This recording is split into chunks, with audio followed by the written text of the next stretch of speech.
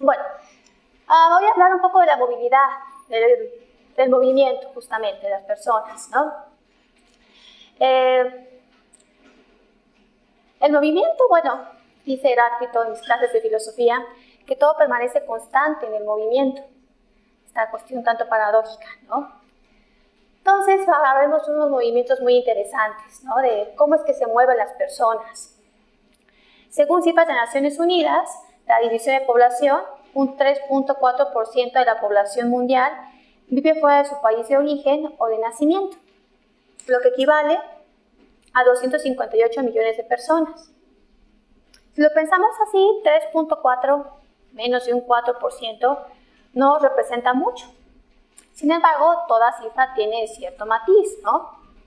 Estos números vienen de censos de población de la migración regular y puede quedar fuera justamente migraciones irregulares, lo cual hace relativo nuestro 3.4%, ¿no? Y si lo pienso con otras cifras o con otros números que yo podría tener, que siempre nos vienen a la cabeza, de los millones de sirios que están fuera de su país, o los centroamericanos que pasan por México, nos preguntamos por qué es tan alarmante la migración si simplemente representa un 4%, menos de un 4%.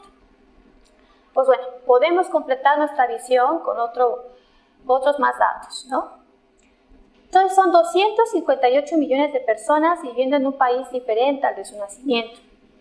Lo interesante de esta cifra es que es un 49% más en comparación del año 2000 al 2017. Es decir, que aumentó en 17 años casi un 50%. Entre el 2000 y el 2015, los migrantes contribuyeron a un 42% al crecimiento de la población en Norteamérica y un 31% en Oceanía. 3/4 partes de estos migrantes que les comento están en una edad laboral o una edad, digamos, joven, tienen en promedio 38 años, por encima de la población o del total de la población mundial, en comparación con este porcentaje con la población mundial, que es el 57% de jóvenes, en comparación con ese 74% de inmigrantes que son jóvenes, quiere decir que los jóvenes son los que están en movimiento, ¿no? Ahora, de este mismo porcentaje que les comento, casi la mitad son mujeres, 48.4%, ¿no? De las 2/3 partes de esta cifra que les comento de migrantes viven en tan solo 20 países y la mitad de ellos en tan solo 10 países. Estos son, a la cabeza como siempre, Estados Unidos, Arabia Saudita, Alemania, Rusia y después el Reino Unido, ¿no? Eso quiere decir que los polos de atracción siguen siendo en su mayoría hacia el norte, el llamado primer mundo, ¿no? Entonces, de estos, ya sin pensar en tantos porcentajes o en números, 6 de cada 10 migrantes residen en Asia o en Europa. Para el año pasado, 2017, en Asia 106 millones y en Europa 61 millones, respectivamente. Latinoamérica con 38 y África con 36 millones, ¿no? Finalmente, para pensar un poco todas estas cifras que les comento, de los países que tienen más migrantes fuera o nacionales fuera de sus países, a la cabeza está la India, seguido justamente de México, con 13 millones de mexicanos fuera, ¿no? Y indios son 17 millones. Bueno, todas estas cifras que les comento, además de romper el hielo entre nosotros, un poco para que tengan la fotografía, lo que quiero es reflejar el movimiento de la población que tenemos, ¿no? Y que estos números, si usamos un poco la metáfora de las matemáticas, son números complejos. Es decir, no solamente representan un fenómeno cuantitativo, sino también cualitativo. Es decir, no es tan complicado, no es tan fácil de implementar este porcentaje, ¿no? Y son números complejos, reflejan el fenómeno mismo de la vida, que es también complicadísima, ¿no? Que se simplifica con una simple razón, ¿no? Para algunas personas, el hecho de cruzar la frontera hace que se cuadruplique su esperanza de vida, ¿no? Ok. Y así, sin darme cuenta, yo estoy hablando de números, pero si quisiera ponerle nombre a estas cantidades, nos veríamos hablando de emigrantes, inmigrantes, nacionales, extranjeros, ciudadanos, residentes, visitantes, trabajadores invitados, los de primera generación, los dreamers, los clandestinos, espaldas mojadas, refugiados, no sé. Ustedes me dirán si me faltó algún otro adjetivo para referirnos a estas personas, ¿no? Si yo les preguntara por qué salen estas personas, todo este complejo, o qué hacen las personas moverse de sus países, podrían darme un sinfín de respuestas, ¿no? ¿Cómo intentarían ordenarlos? ¿Cómo podría yo clasificar esta complejidad que les comento? En teoría es en parte el por qué se mueven o por qué salen. Un poco es ahí la pregunta que les hago en primer momento. ¿Cómo los podemos ordenar? No se preocupen por la respuesta, de eso se encarga el derecho. El derecho se encarga de ordenar las cosas. Entonces, en su afán por este primer orden, a lo mejor no nos preguntaría esto, ¿no? De por qué sales, sino una pregunta un tanto diverso, al revés. Sería más que por qué saliste si tú volverías a tu país. ¿Tienes miedo de volver a tu país? ¿Puedes volver a tu país? ¿Regresarías sin ningún problema? ¿Por qué estás aquí? ¿Por qué tocas mi puerta? Ajá. Entonces, cambiando el enfoque, no tanto al por qué saliste, sino por qué no podrías regresar si es que tienes un miedo, es que podemos clasificar a estos grupos de personas que les digo. Ajá. Entonces, yo te pregunto, no puedes volver, tienes miedo de volver. Podremos pensar en un arranque de una respuesta más ágil, así de, bueno, si te digo que tengo mucho miedo de volver y que necesito tu protección, ¿serías capaz de aceptarme dentro de tu país? Un poco ahí la reflexión. Ahora, si yo lo pienso así, recordemos que nuestro mundo está pensado como en una era de libertades, ¿no? Vivimos en los derechos humanos y demás, ¿no? Si yo tengo la libertad de salir y de entrar a cualquier país, tomo en teoría cualquiera de mis decisiones haciendo un ejercicio de razón y de manera voluntaria, ¿por qué tendría que salir forzado o verme forzado a salir porque tengo mucho miedo, ¿no? Bueno, entonces, a partir de esta idea que tenemos de que todas las personas salen por voluntad propia, y algunos podrían decirme que no, que simplemente lo están haciendo porque huyen de un temor, de un miedo que tienen de volver a sus países, es que yo clasifico a estas personas en raíz de este ejercicio de voluntad que tienen de salir. ¿Lo hago de manera libre o me están forzando a salir porque no quiero regresar, ¿no? Ok, entonces, si este temor o este miedo es lo que me está motivando a salir de mi país, tiene que ser lo suficientemente fuerte o fundado para que yo no quiera volver. A lo mejor porque alguien me persigue o porque tengo un temor ahí de regresar. Si se fijan, suena un tanto complicado, ¿no? Un temor fundado, un miedo fundado, ¿no es un tanto absurdo o raro que yo diga que el miedo está fundado? Porque nos han dicho que el miedo nos paraliza, ¿no? ¿Qué más raro que un miedo racional, ¿no? Y si se fijan, estoy haciendo como que un mundo de preguntas todavía sin ninguna respuesta, ¿no? Bueno, empezaremos entonces con esta cuestión de qué es ese temor fundado que tendría una persona de salir de su país, ¿no? Considerando que este temor o este miedo es un estado de ánimo, es decir, lo que yo siento, por lo tanto es una cuestión subjetiva, pero que tiene que estar basada o considerada en una situación un tanto objetiva. Es decir, este miedo sí puede tener una raíz objetiva, ¿no? Bueno, ¿qué circunstancias objetivas harían que yo tenga este temor fundado de salir de mi país y no quisiera volver, ¿no? Ok. Bueno, estas circunstancias objetivas que harían por las cuales querían que yo saliera de mi país, tienen 5 circunstancias que también nos da 5 opciones. Por raza, religión, nacionalidad, pertenencia a determinado grupo social u opiniones políticas. Digamos que esos serían los las cosas objetivas por las cuales yo tendría que fundar este temor, ¿no? Entonces, tengo esta especie de dos sentimientos, un tanto subjetivo, que es lo que yo estoy sintiendo, y la cuestión objetiva, ¿no? Pero, ¿qué harían? Que en conjunción yo vea que tengo un peligro, que corre peligro, mi vida, libertad, familia, seguridad, las cuestiones más fundamentales por las cuales yo me movería, ¿no? Pues bien, así empezaríamos con las respuestas del derecho. Quien huye de una posible persecución o riesgo debido a estas 5 causas que les comento y no puede regresar a su país a raíz de este temor fundado, es un refugiado. Esto lo reconoce o está establecido en la Convención de Ginebra sobre el Estatuto de los Refugiados de 1951. Y así, textualmente dice: un refugiado es una persona que debido a fundados temores de ser perseguida por motivos de raza, religión, nacionalidad, pertenencia a determinado grupo social o opiniones políticas, se encuentra fuera del país de su nacionalidad y no puede, a causa de estos temores, o no quiere acogerse a la protección de su país, a consecuencia de tales acontecimientos, ¿no? Y por lo tanto no podría regresar.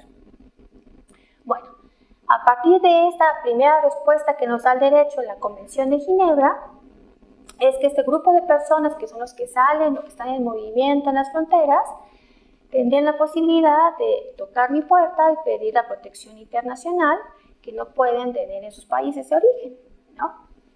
En ese sentido, son los refugiados los que se ven forzados a salir. Todos los demás que no huyen, sino que simplemente migran por voluntad propia, son considerados migrantes económicos. Esto porque, bueno, ¿qué más libre que el dinero, no? Y en teoría podríamos clasificarnos como personas que están aventureros en busca de mejores oportunidades de vida, ¿no? Entonces, solamente hay 2 tipos de movimientos a partir de esta cuestión de voluntad. Migraciones forzadas a partir de un temor fundado de persecución y migraciones económicas de gente libre, ¿no? En teoría. Ahora, esta distinción que yo os he comentado que hace el derecho y que los ordena, no es tan autoevidente, ¿no? Si yo les pongo las fotos, ustedes no podrían decirme quién de ellos huye por un temor y quién de ellos está buscando siempre un mejor trabajo, ¿no?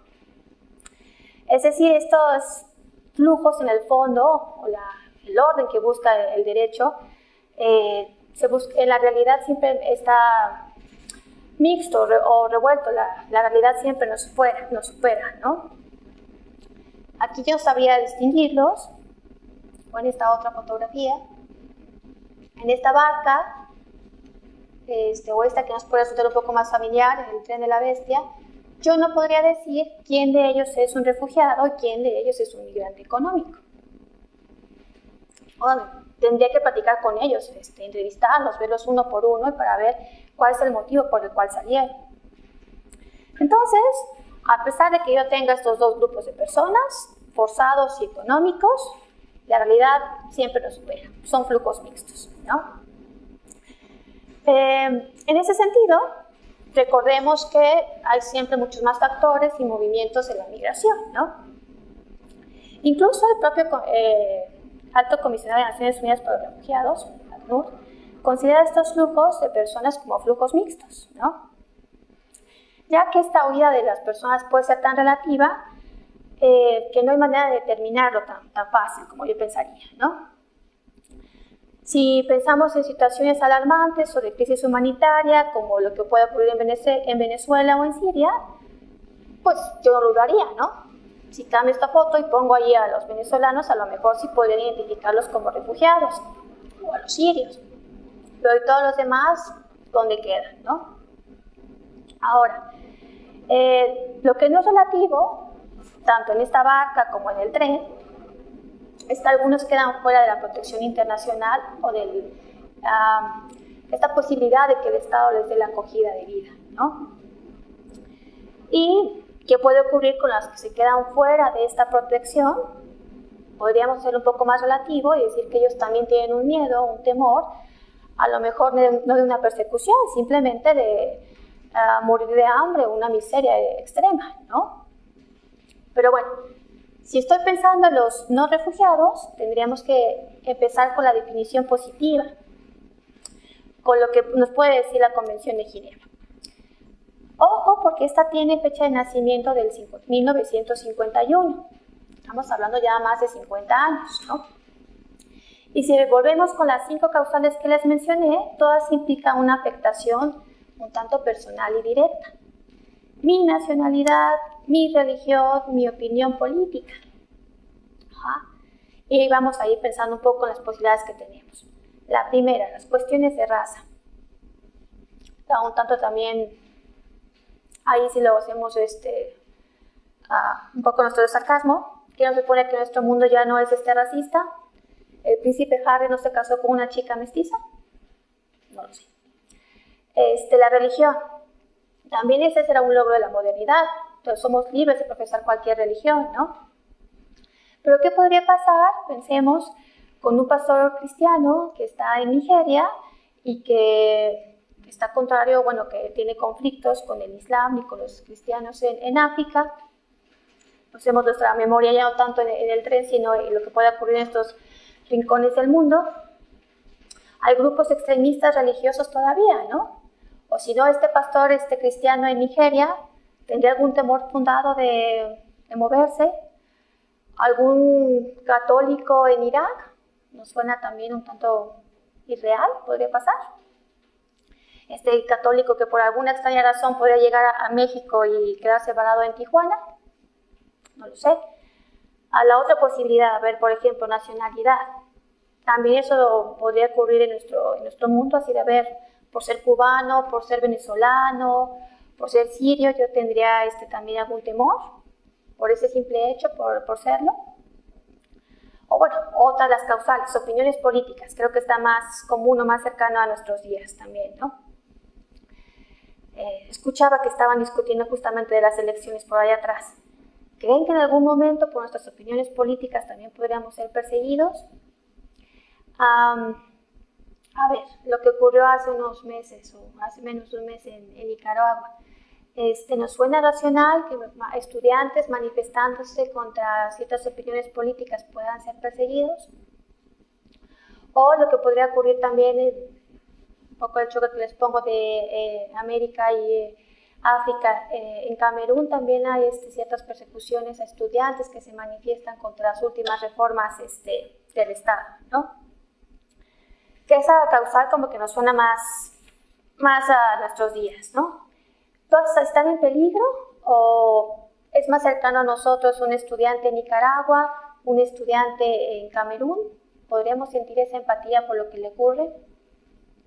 Y finalmente, estas causales, la de pertenencia a un grupo social. Ya hablamos de nacionalidad, religión, opiniones políticas, el grupo social. Esta, si lo pensamos, también es una de las más ambiguas que maneja la Convención de Ginebra. Que por mi pertenencia a determinado grupo social se vuelve imposible o intolerable mi estancia en un país, ¿no? Ahí a lo mejor el ejemplo no es tan claro, ¿no? A ver, bueno, un grupo social, ¿como cuál podría ser, no? Imaginen a otra persona, si quiere ya más cerca de nosotros, algún centroamericano que por sus preferencias sexuales, miembro de la comunidad LGTBI, no podría estar a gusto en su país, que se siente perseguido o que está tan incómodo en su mismo núcleo que no podría desarrollar su vida como tal, ¿no? Un mismo estudio de ACNUR manifiesta que casi el 90% de los solicitantes de asilo de la comunidad LGTBI y refugiados de América Central, entrevistados en 2016, dijeron que habían sufrido violencia sexual y de género en sus países de origen, ya que en América Latina, en realidad, representa casi el 80% de los homicidios de personas transgénero reportados o conocidos en el mundo. Hay otro dato o cifra que nos puede resultar alarmante. 80% de los homicidios de personas transgénero reportados o conocidos en el mundo, solamente en Centroamérica, ¿no? Entonces, yo podría identificarme como miembro de ese grupo social, de la comunidad, que a lo mejor a nosotros no nos suena tan alarmante, pero sí podría causarle un temor lo suficientemente fundado para huir de sus países de origen, ¿no? Entonces, bueno, este es otro ejemplo que podríamos pensar del grupo social, ¿no? Y sin pensarlo, nos estamos acercando también a nuestras fronteras, lo que podría ocurrir en México, ¿no? o decíamos que Venezuela, que Siria, o lo que puede ocurrir en Nigeria o en Camerún, y ahora estamos hablando de Centroamérica, y estamos más cerca de México, ¿no? De estas 5 posibilidades, parece que siempre se nos escapa alguna, ¿no? Que no es tan sencillo encuadrarlas, ¿no? Pensemos en otra cuestión, no tanto estas que les digo, ¿no? Un matrimonio, por ejemplo, de un cubano y una hondureña, que simplemente se encuentran en el lugar y momento equivocado, y pueden ser víctimas de violencia de las pandillas, de las maras, del narcotráfico, del grupo de crimen organizado que todos tenemos más presentes, ¿no? Acá en México.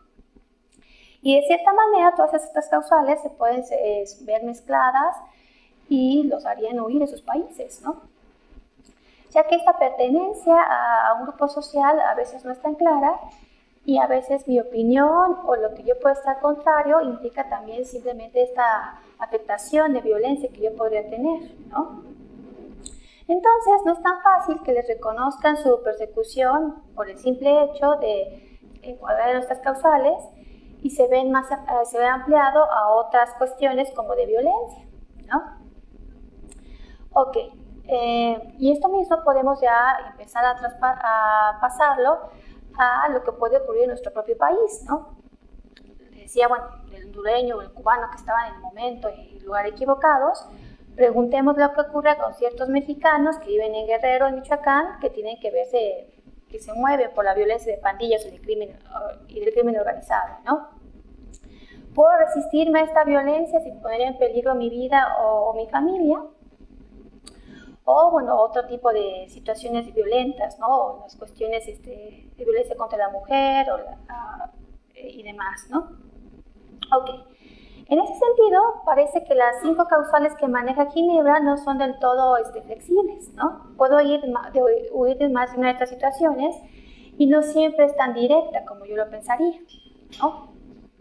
Pues bueno, si hablamos de que los números son complejos y que manejan muchos fenómenos, el derecho mismo también es complejo, ¿no? Y es un sistema ordenado de normas que no se puede quedar estático, ¿no? Estas primeras 5 posibilidades de Ginebra, que son de 1951, se ven ampliadas en 1984, cuando países latinoamericanos, que siempre somos tan entusiastas, promulgan la Declaración de Cartagena sobre refugiados, que amplió los horizontes a un tipo diferente, digamos, de persecución y por tanto de protección, no necesariamente personal y directa, sino derivada de una circunstancia general. Y así podemos encontrar nuevas causales.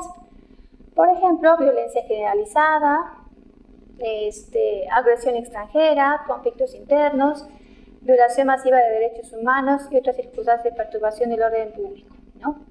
Esto entonces cambia el enfoque a lo que habíamos pensado en Ginebra, que era una cuestión muy personal, a pensar que también las cuestiones generales pueden afectar mi vida, mis derechos humanos y que me harían salir del país, ¿no? Entonces, como también cambian las causales, estas circunstancias se harían que en vez de probar un temor fundado de persecución, sería más en ese sentido pensar en una amenaza directa a mis derechos humanos porque estoy viviendo una circunstancia general, ¿no? Y bueno, y aquí tendremos que poner el ejemplo justamente de lo que ocurre en Venezuela, ¿no? La violación masiva de derechos humanos o crisis humanitaria, y tendríamos que ver, bueno, qué ocurre, ¿no? Ahí también las estadísticas no mienten, ¿no? ¿Cuántos millones de venezolanos han salido de su país por estas circunstancias, ¿no?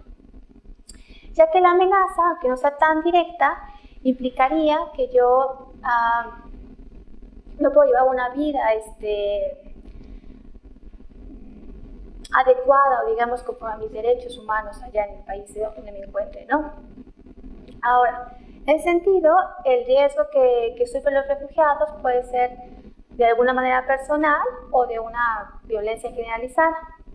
Y aquí lo que tendríamos que evaluar es el nivel de violencia y también el nivel de protección estatal. Y si, bueno, es difícil probar un temor fundado, pensemos ahora en unas situaciones de violencia, ¿no? Bueno. Y ahí pues tendríamos también que hacer la cuestión más relativa, ¿no? Si digo que soy venezolano, ¿eso es suficiente para que el Estado me brinde su protección? ahí pues podríamos pensar que si sigue la situación así humanitaria, pues bueno, no es por el simple hecho de ser venezolano me dejarás pasar, ¿no? Pero, ¿qué ocurre con los otros escenarios que les decía? Un centroamericano, o algún chico nicaragüense, ¿qué nos podría decir, no? Entonces parece que en el fondo seguimos pensando que son cuestiones relativas o que depende, ¿no? Depende y esto no puede ser tan relativo porque estamos hablando de que el derecho debe de tener este orden y decir quién sí y quién no puede recibir la protección internacional, ¿no? Lo que no es relativo, lo que no depende es el filtro de las fronteras, ¿no? Bueno, en ese sentido, ¿dónde va a quedar entonces el sistema de protección, ¿no? ¿Cómo podemos hacer que sigan creciendo estas causales de Ginebra o de Cartagena, ¿no? ¿Qué otras maneras o qué nos puede plantear el futuro, ¿no? Es decir, lo primero que decíamos de Ginebra, raza, religión, nacionalidad, pertenencia a determinado grupo social o esta cuestión generalizada que plantea Cartagena. ¿Qué otras posibilidades hay? Porque sabemos que la gente se ve por otras cuestiones que son todavía más relativas, ¿no? ¿Qué otros escenarios o qué puede pasar en el futuro, ¿no? Que era nuestra pregunta inicial, ¿no? Si vamos a pensar en utopías y que todo es más complejo de lo que parece, el futuro nos plantea otros escenarios que ya pueden estar con nosotros y que de momento los tenemos ahí identificados, ¿no? Y volveríamos a preguntarnos por los que no son refugiados, las personas que se mueven aún por otras circunstancias, ¿no? Bueno, de este ejercicio de imaginación hay una figura intermedia de la cual no hemos hablado, que es una tercera posibilidad, que es esta protección complementaria para quienes, en caso de volver a sus países, estarían en riesgo de sufrir tratos crueles, inhumanos o degradantes, equivalentes a una tortura. Ajá.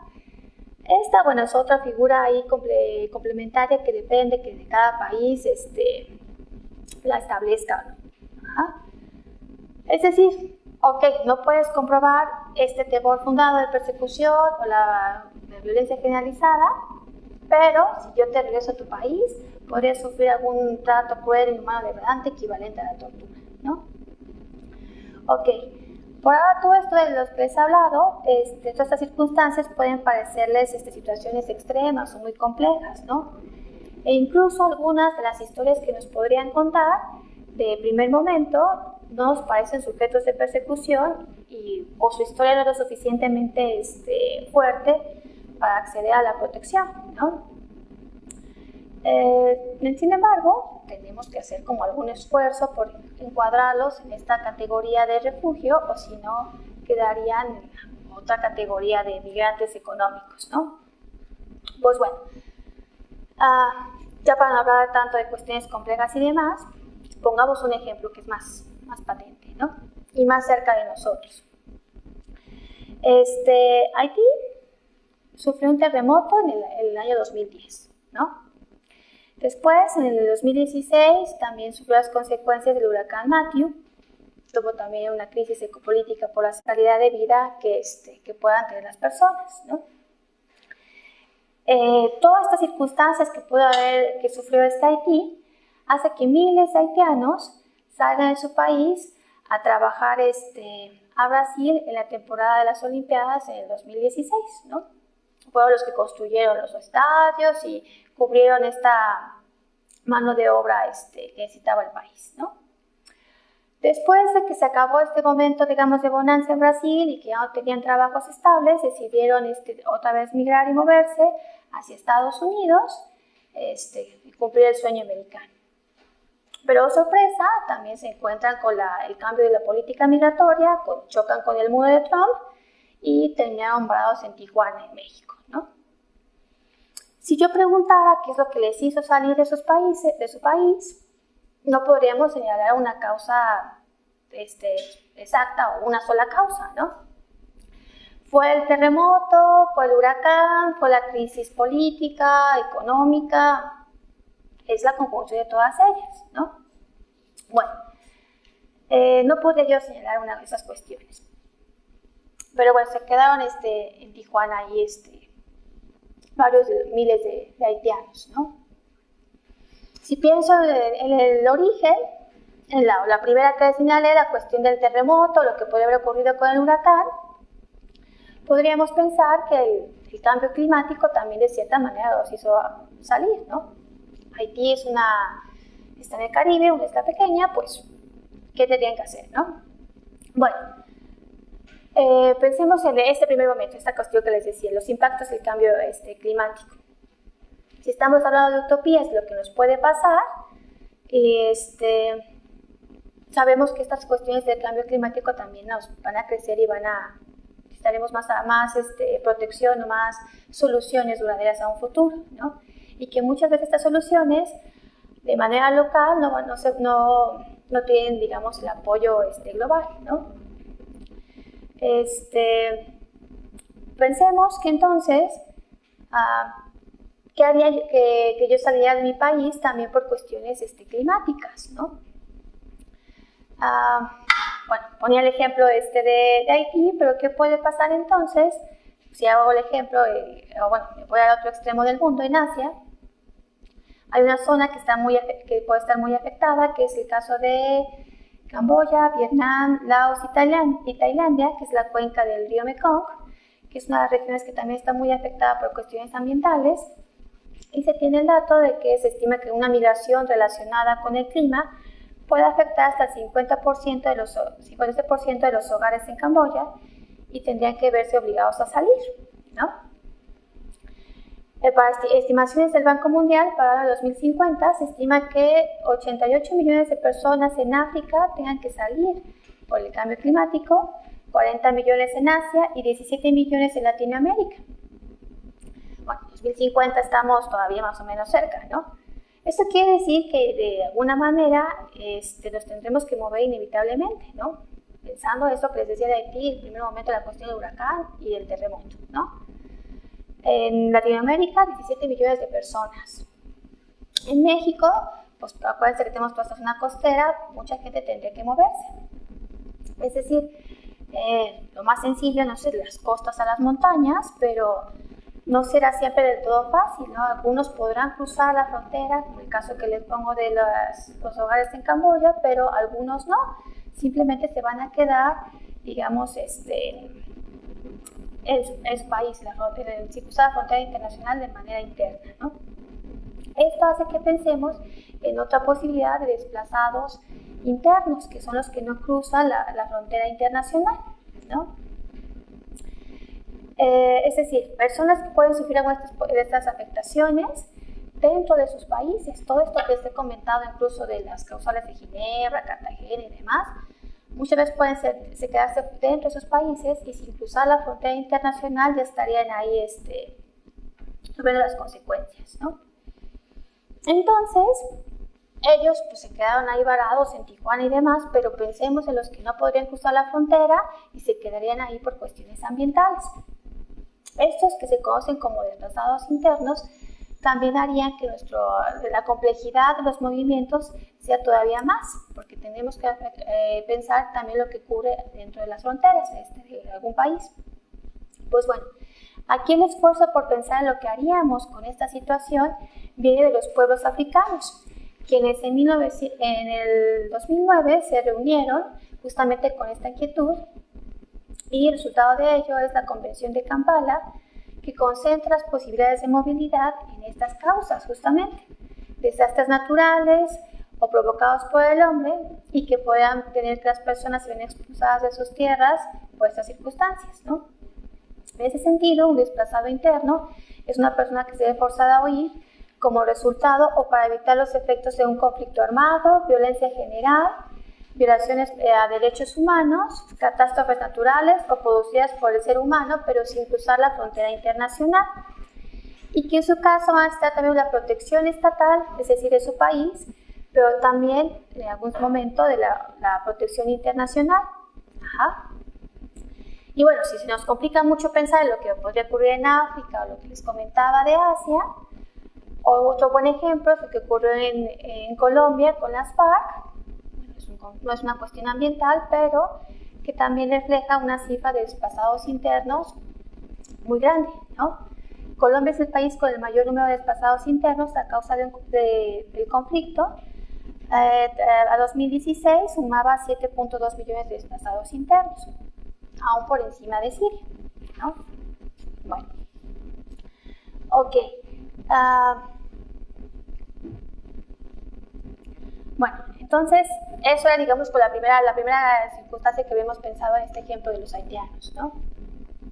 Y que tenía un poco la respuesta en la Convención de Kampala en África.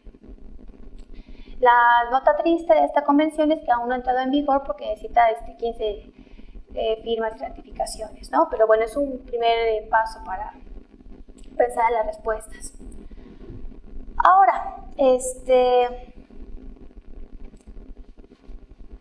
pensando en esto que decía, la cuestión del cambio climático, los desplazados internos, digamos, la última circunstancia que decía que los haitianos se movieran de Brasil y que llegaran a México, que se habían quedado en Tijuana, implicaba la cuestión económica o política que les comentaba, ¿no? Que era justamente el inicio de la plática, los que quedan siempre fuera estos migrantes económicos. Ajá. Y vuelvo a pensar entonces en los que no son refugiados y se quedan dentro de la otra categoría de los migrantes, ¿no? Y que de cierta manera pues se queda como en nuestras manos, ¿qué podríamos hacer, no?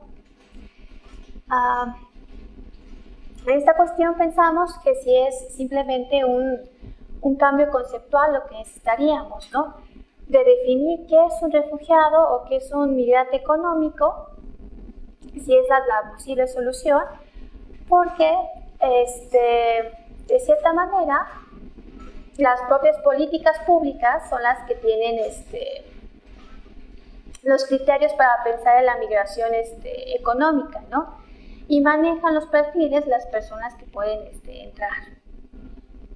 Bueno, entonces, de toda esta cuestión que les he manejado, que si es simplemente una cuestión de que el derecho lo ordene, pensaríamos que entonces la solución está en la última causa, la cuestión de la política económica o política, ¿no? Porque al final los estados son los que son completamente soberanos de aceptar quiénes son las personas que entran a su país, ¿no?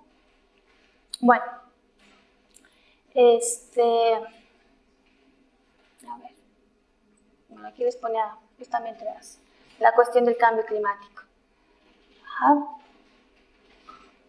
En ese sentido, si no todo desplazamiento forzado implica la protección de ser un refugiado, si toda persona que se desplaza o que se mueve necesita alguna forma de protección, ya sea estatal o internacional.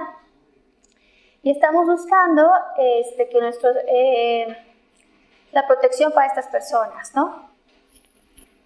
Bueno, creo que estoy un poco perdida aquí con las notas y me hago bolas. En fin, ya para no perderme con esto. A ver, bueno, refugiados y migrantes económicos, ¿no? Lo que quiero transmitirles o comentarles es que al final esta distinción, aunque esté acomodada en el ámbito del derecho y en un sentido de orden, no tiene la relevancia como tal en el mundo que vivimos, ¿no? O bueno, es una distinción sin un sentido moral, porque la cuestión que acomoda el derecho deja fuera la protección de las personas, ¿no? ¿Y qué estamos haciendo por ellos? Bueno, y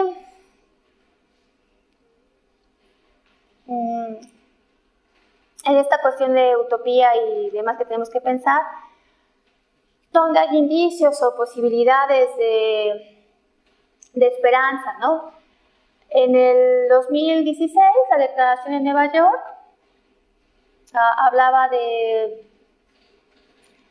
La declaración de Nueva York para refugiados y migrantes del 19 de septiembre de 2016, dentro del marco de Naciones Unidas, adoptó compromisos comunes para unos y para otros. El principal de ellos a favor de una acogida rápida, humana y digna, y siempre a favor del principio de no devolución para ambos grupos de personas, ¿no? También hay otros, bueno, el principal esfuerzo es a partir de esta declaración de Nueva York y también a partir de las otros esfuerzos de la Organización Internacional de Migraciones, que implican una protección de migrantes afectados en países por conflictos o por desastres naturales. Bueno, en fin, si no, haré más espacio para las preguntas.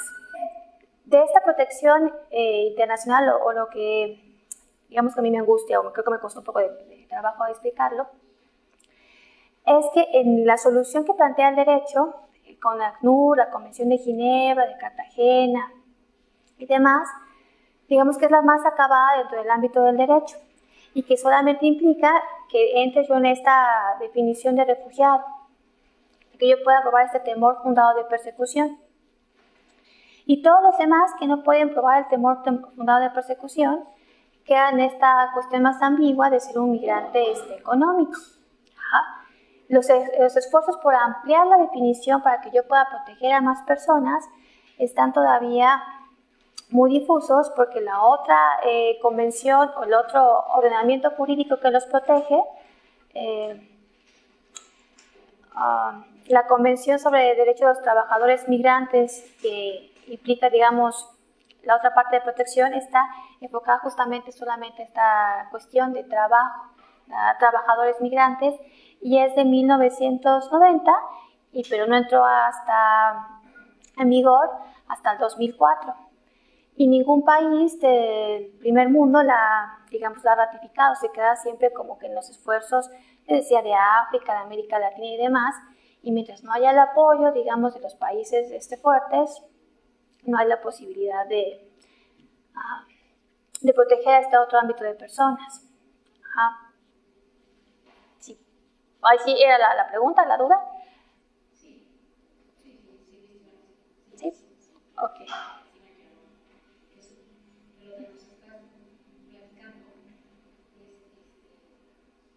Como el derecho a derecho internacional, Ajá. como a hacer una clasificación sin considerar los elementos de orden político, que son cruciales. Los otros elementos de por qué de repente hay migraciones masivas hacia países del primer mundo, o países ricos, pues porque ellos han generado una serie de problemas cuando fueron a colonizar esos países. Entonces ahí hay otro tipo de análisis político que a lo mejor el derecho no sé si lo considera, ¿no? El derecho internacional, creo que no. Bueno, es que implicaría como una cuestión de deuda histórica o sea, ¿cómo puedo yo saldar esa deuda que usted comenta, ¿no? Es muy complicado, ¿no? ¿Quién? Sino que son consecuencias también del mismo proceso histórico de los países, ¿no? O sea, porque la movilidad pues, es ancestral. Las corrientes migratorias pues, es toda la vida. Así lo veo yo. No creo que aparezcan en el siglo XX. No. Sino, bueno, los hombres se han movido siempre. Los grupos humanos, claro. Sí, bueno, es una cuestión inherente a las personas, ¿no? O a la humanidad. Pero bueno, los esfuerzos por ordenarlo o porque tenga esta situación empiezan en 51, bajas después de la Segunda Guerra Mundial, ¿no? Y a lo mejor ahí va, digamos, ligado con lo que comentaba hace rato, ¿no? Que digamos, este primer esfuerzo de la Convención de Ginebra es de los pueblos europeos para las consecuencias de ese momento, ¿no? Y se ve también reflejado en las causales que habría. Raza, nacionalidad, la pertenencia a un grupo social. Estas que están de repente un tanto ambiguas, pues estaban pensadas justamente para europeos que venían huyendo de la guerra, ¿no? Esta cuestión un tanto étnica y demás también era pues sencilla, ¿no? Y ese marco como que resolvió el problema en ese momento histórico. Ajá. Pero no se puede quedar estático, no puede, esa respuesta ya no es apta o no corresponde a lo que podríamos dar ahora, ¿no? Por eso después la otra respuesta que daban los pueblos ahora en América, en la Declaración de Cartagena del 84, o lo que podríamos pensar ahora que les comentaba de que ocurre en África, 2009, desplazamiento interno y demás. Ajá. Es que va creciendo hasta